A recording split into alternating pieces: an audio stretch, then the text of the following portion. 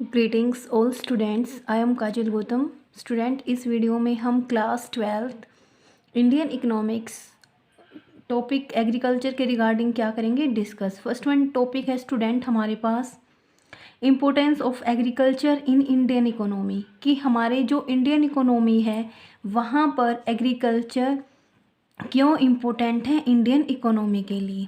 तो first one है student contribution to GDP. हमें पता है कि सबसे ज़्यादा जो कंट्रीब्यूशन है हमारे जीडीपी में वो कहाँ से है, एग्रीकल्चर सेक्टर। इट मीन्स क्या है, जो जीडीपी है वो क्या होता है, ग्रोस डोमेस्टिक प्रोडक्ट। और जो जीडीपी है वो कैलकुलेट कैसे करते हैं हम, consumption plus investment plus government spending plus net exports कितने हुए हैं।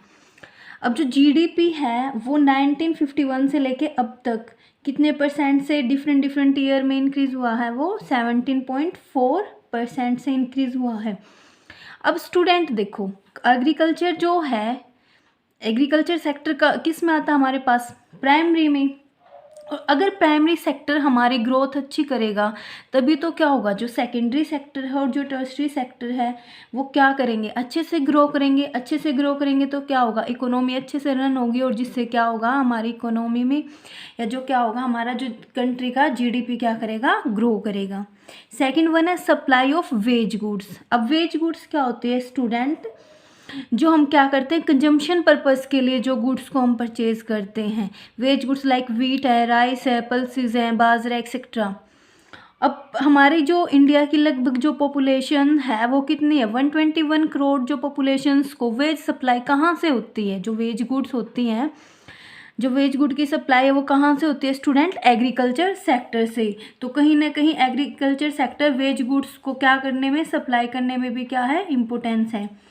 Source of employment. अब देखो इंडिया की जो पॉपुलेशन है उसका कितना, लगभग पहले तो ज़्यादा था अब परसेंटेज कम है, लगभग अब कितना है, अप्रोक्स 50% जो पॉपुलेशन है वो इंगेज है किस में स्टूडेंट, एग्रीकल्चर सेक्टर में। इसलिए क्या कर रखा है एग्रीकल्चर सेक्टर ने, सोर्स ऑफ एम्प्लॉयमेंट भी प्रोवाइड कराता है। फिर है सप्लाई ऑफ रॉ मटेरियल। अब देखो जो हमारे पास सेकेंडरी सेक्टर है उसको रॉ मटेरियल कहाँ से प्रोवाइड होता है, प्राइमरी सेक्टर से।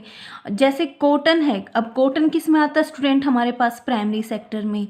और जब टेक्सटाइल इंडस्ट्री है वो तो सेकेंडरी सेक्टर है। अब secondary sector it means textile industry को जो रॉ मटेरियल है कॉटन है वो कहाँ से मिला, agriculture it means primary sector से। ऐसे ही फिर जो ऑयल इंडस्ट्री है उनको सीड्स प्रोवाइड कराता है, तो क्या करता है जो एग्रीकल्चर सेक्टर है वो क्या करता है, सप्लाई ऑफ रॉ मटेरियल्स। फिर है source of demand for the industrial goods. अब जो इंडस्ट्रियल गुड्स की डिमांड भी तो करता है एग्रीकल्चर सेक्टर। अब इंडस्ट्रियल गुड्स में क्या था, हमारे पास हैवी मशीन्स हैं, ट्रैक्टर्स है, हार्वेस्टर मशीन्स हैं, जो हार्वेस्टिंग में क्या करती हैं, हेल्प करती हैं। अब जैसे क्या होता है कि जो इंडस्ट्रियल गुड्स है, अब जैसे जैसे हम क्या करेंगे, पहले के हम क्या करते थे, जो खेत की हम हार्वेस्टिंग करते थे वो ब्लॉक से करते थे, लेकिन अब क्या ट्रैक्टर से, हार्वेस्टर मशीन से करते हैं। बल्कि अब तो क्या है, कंप्यूटराइज मशीन्स भी आ चुकी हैं, तो उनसे हम क्या करते हैं, अपना जो हार्वेस्टिंग है ताकि कम समय में और जल्दी से हो जाए और अच्छे से हो जाए। तो इसलिए अब क्या है, इंडस्ट्रियल गुड्स की डिमांड भी क्या हो रही है, इंक्रीज। फिर कंट्रीब्यूशन टू इंटरनेशनल ट्रेड। अब देखो इंटरनेशनल ट्रेड में भी तो कंट्रीब्यूशन करता है एग्रीकल्चर सेक्टर। देखो जितना इंडिया ने 1819 में एक्सपोर्ट्स किया था उसका 11.76%, इट मीन्स 11.76% है वो कहाँ, कौन से, जो हमारे प्राइमरी सेक्टर मीन्स जो एग्रीकल्चरल सेक्टर से क्या हुआ था, ट्रेड हुआ था। इंटरनेशनल ट्रेड क्या होता है, जब हम अब एक नेशंस की बाउंड्री के बाहर क्या करते हैं, गुड्स और सर्विसेज को एक्सपोर्ट करते हैं, वो क्या हमारे पास इंटरनेशनल ट्रेड। फिर कंट्रीब्यूशन टू डोमेस्टिक ट्रेड। अब डोमेस्टिक ट्रेड क्या होता है, जब हम ट्रेड विद इन एक कंट्री या नेशन की बाउंड्रीज के जो अंदर ट्रेड करते हैं वो क्या होता है हमारे पास, डोमेस्टिक ट्रेड। अब जो बिलियंस ऑफ पीपल है इंडिया के वो क्या करते हैं, goods and services purchase sales करते हैं, तो उसमें भी क्या एग्रीकल्चर सेक्टर, ठीक है, प्रोडक्ट्स को क्या करते हैं, गुड्स और एग्रीकल्चर सेक्टर की गुड्स को क्या करते हैं हम, परचेज करते हैं या सेल्स करते हैं। Sport to transport industry. अब जो इंडस्ट्री सेक्टर है हमारे पास, ट्रांसपोर्ट इंडस्ट्री सेक्टर में क्या करते हैं, अब हमने क्या किया, हमने अपने खेत में अनाज उगाया है, अब उस अनाज का क्या हुआ, सरप्लस में हमारे पास बच गया वो अनाज, तो हम क्या करेंगे, उसको आगे फर्दर डिस्ट्रीब्यूट करेंगे, या सेल करके आएंगे। तो किसकी हेल्प से, अब ये तो है नहीं हम उसको खुद स्वयं लेके जाएंगे, नहीं, तो हम क्या करेंगे, ट्रांसपोर्ट, रोडवेज से, रेलवे से। अगर हम एक स्टेट से दूसरी स्टेट में जाना तो हम रेलवेज का भी, ठीक है, रेलवेज ट्रांसपोर्ट को यूज़ करेंगे। अगर कहीं पास के डिस्टेंस पे ही जाना है तो रोडवेज को क्या करते हैं, कैरीज करने के लिए अपने प्रोडक्शन को, या जो हमने गुड्स को क्या किया है, प्रोड्यूस किया है। अब देखो वेल्थ में क्या होता है, देखो एक तो होता है प्रॉफिट, सिर्फ हम प्रॉफिट में क्या करते हैं, ओनली प्रॉफिट हो रहा है भाई हमें एग्रीकल्चर से, लेकिन वेल्थ में हम क्या करते हैं, ओवरऑल डेवलपमेंट, या जैसे स्टैंडर्ड ऑफ लिविंग भी है, ठीक है, और हमारा जैसे अब नई नई टेक्नोलॉजी से अब एग्रीकल्चर करने का या खेती करने का ढंग भी है, वो भी क्या है, चेंज हो रहे हैं। तो इसलिए कहीं ना कहीं क्या है, वेल्थ ऑफ नेशंस में भी जो एग्रीकल्चर सेक्टर है वो इम्पोर्टेंट रोल प्ले करता है। फिर है हमारे पास फीचर्स ऑफ इंडियन एग्रीकल्चर। अब वो तो था कि इंडियन इकोनॉमी के लिए एग्रीकल्चर कैसे इफेक्ट करता है। अब क्या क्या फीचर्स हैं इंडियन एग्रीकल्चर की, हमारे पास जो फर्स्ट वन फीचर है वो है लो प्रोडक्टिविटी। अपने यहाँ पे क्या है, जमीन तो है, लैंड एरिया तो काफ़ी है, लेकिन उसके रिगार्डिंग जो प्रोडक्टिविटी है, जो प्रोडक्शन होता है वो क्या होता है, कम होता है। लाइक जैसे इंडिया में राइस 2014 का डेटा है स्टूडेंट, ये हमारे यहाँ पे पर 100 लैंड पे, पर हेक्टेयर लैंड थी हमारे पास, उस पे कितना हुआ, 3.6 टन राइस प्रोड्यूस हुआ। जबकि जो चाइना था सेम लैंड पे उतनी ही पर हेक्टेयर लैंड पे कितना प्रोड्यूस हुआ, वहाँ पे 6.8 टन हुआ। तो यहाँ से देखें तो देखो कितना वहाँ के हाफ, यानी कि हम 50% बिलो प्रोडक्शन है अपना। तो हमारे यहाँ पे क्या है, लो प्रोडक्टिविटी है। फिर है डिसगाइज अनएम्प्लॉयमेंट। अब देखो हम कहने को कहते हैं कि 50% जो पॉपुलेशन है अनगेज है किसमें, एग्रीकल्चर में, लेकिन एक्चुअल में देखा जाए तो क्या होता है, अगर हम उस पॉपुलेशन का कुछ और वहाँ से रिमूव करके कहीं और भी लग जाए तो हमारे प्रोडक्शन पे कोई इफेक्ट नहीं होगा। लाइक जैसे एक खेत में 2 व्यक्ति काम कर रहे थे, यहाँ पे 2 व्यक्ति थे और यहाँ पे 5 कर रहे हैं। अगर यहाँ पे मैं 3 को रिमूव भी कर दूँ तो भी प्रोडक्शन क्या रहेगा, हमारा इक्वल रहेगा। इट मीन्स कि जो अपेरेंटली हमारे जो एम्प्लॉयड होते हैं उनके रिमूव या उनके यहाँ से जाने के बाद भी हमारी जो टोटल आउटपुट है वो नहीं फॉल होएगा। इट मीन्स टोटल आउटपुट पर कोई इफेक्ट नहीं होगा। अब कहने को तो हमने क्या दिखाया कि हमने 5 को रोजगार दे रखा, 5 एम्प्लॉयमेंट है, लेकिन अब वो काम तो नहीं करे। अगर वो ना भी करे तो 2 बंदे उनके जितना काम कर सकते थे।